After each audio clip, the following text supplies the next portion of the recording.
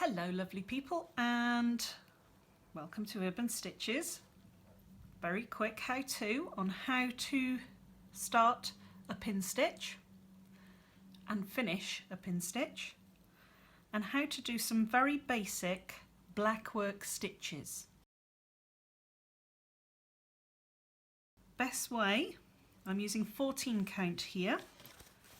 I'm going to run my needle underneath my grid. I can see where my needle is because as I run it I can see it shine off the light, which is kind of handy. So let's say I want to start here and I want to start with a pin stitch. So first thing I'm going to do is, rather than come up through the hole, I'm going to come up halfway between the hole. I'm going to come up, move my floss out the way. As you can see, I'm going to go down the hole next to it. So I've come up between the two holes. I'm going to go down.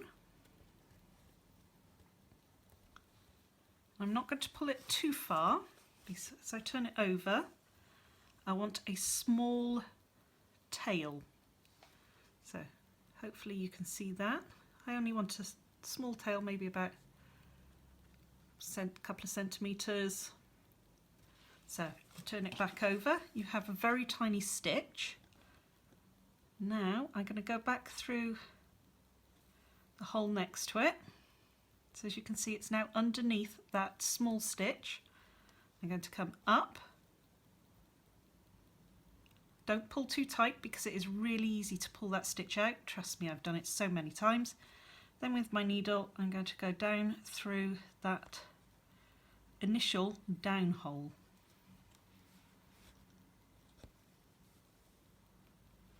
There we go. So as you can see, there's no knot at all. I'm going to continue my stitching. It's quite taut. There's quite a lot of pull I can put on that. You can see it moving. It's not coming out. So that's my very first stitch, and that's a pin stitch to start it off. I'm now going to go down. I'm just going to do a straight line.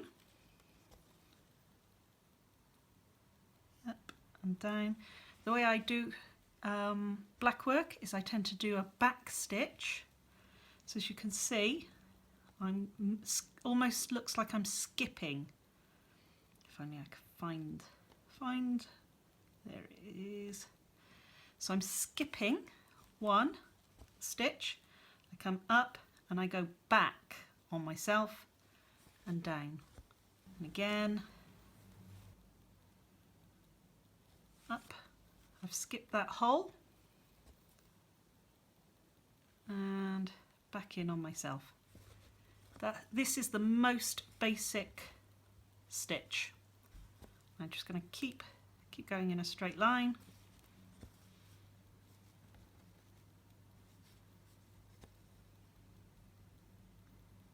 There we go.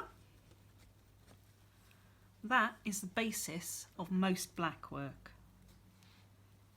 So that's your standard stitch. You can go in any direction, go sideways,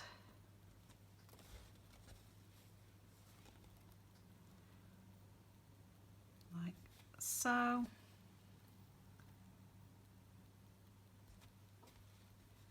You can go at an angle. So for the angle, I'm going to go across as if I was going to do a cross stitch, but I'm just going to continue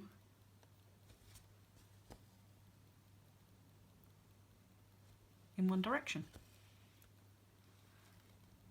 Let's go straight again, and again let's just turn and go at an angle.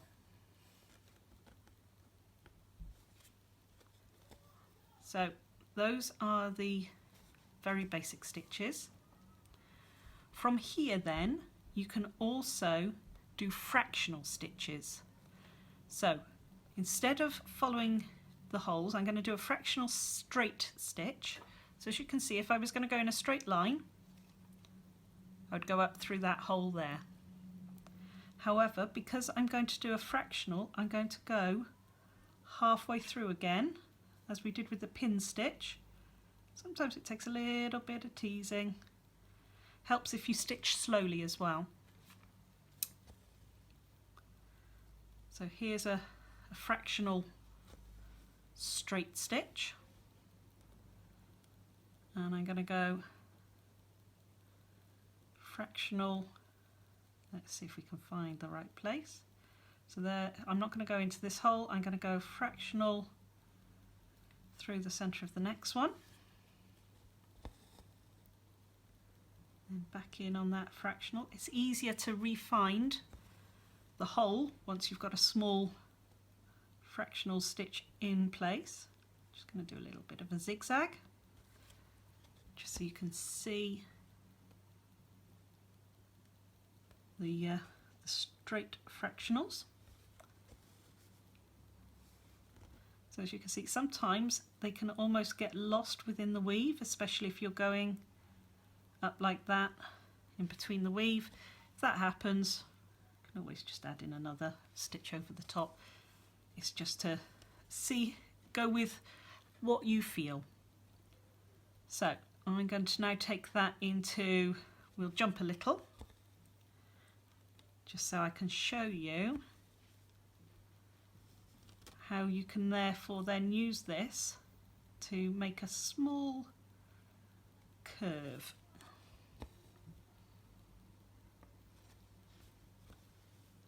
So, done that.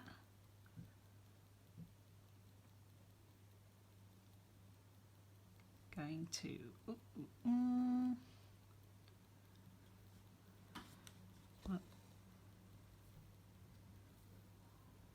through, and this is one of those stitches that sometimes gets lost. I'm just going to leave it a little less tense, a little bit less tension, or I could pull it tighter and go back over it twice. So let's now go off at a slight angle. Here we go. And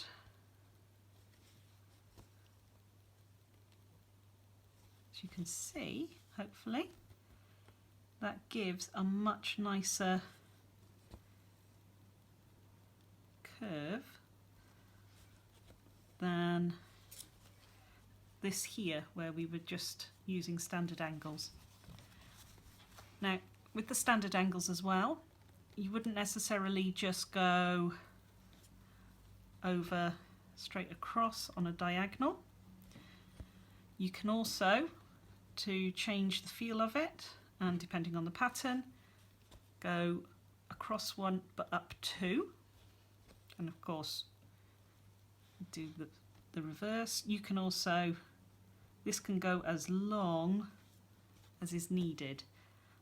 Where possible, I would say try and anchor your stitches, but normally 2 to 3 is about the maximum you can jump reasonably without it becoming too loose.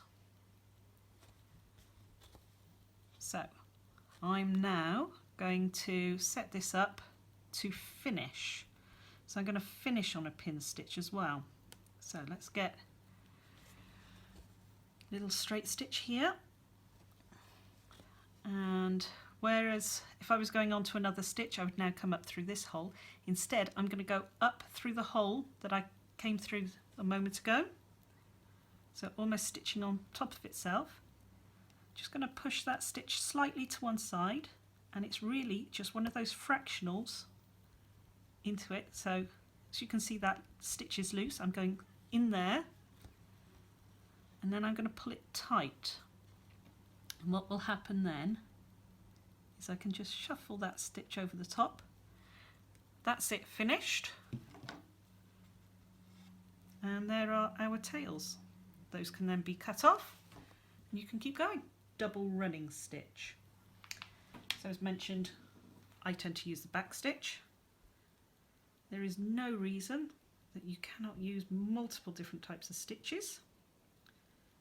So here we go, just rethreading. So a running double stitch. I'm going to do my, going to need to start with a pin stitch. That helps, I suppose. Up, through and down. I'm going to check. There we go. So here is that pin stitch complete. So instead of going here now and then back on myself, that is your Blackwork backstitch. What I'm going to do is I'm going to come up. Instead of going here, I'm going to go down to the next one. So I am skipping a stitch. So this is slip stitch. So as you can see, here we go. So it's got spaces between it. So you would do your line. And then I'm going to go back on myself. So this is your double slip stitch, a running stitch. So it can give a different effect to the stitches. It often slightly offsets the stitch, so if you're after something a bit more a more wobbly line, it's often harder to get it as straight a stitch as with backstitch. So as you can see here, those few are slightly offset from each other because they're moving around the thread that's already there, the floss that's there. This is my backstitch. Backstitch itself tends to be straighter, but not always. Anyway, that's it. Simple as that. It's just a case of practicing. Just practice doing some doodles. But in all honesty, it's often a lot easier than most of the other embroidery techniques. Anyway, important thing, have fun, enjoy, give it a go.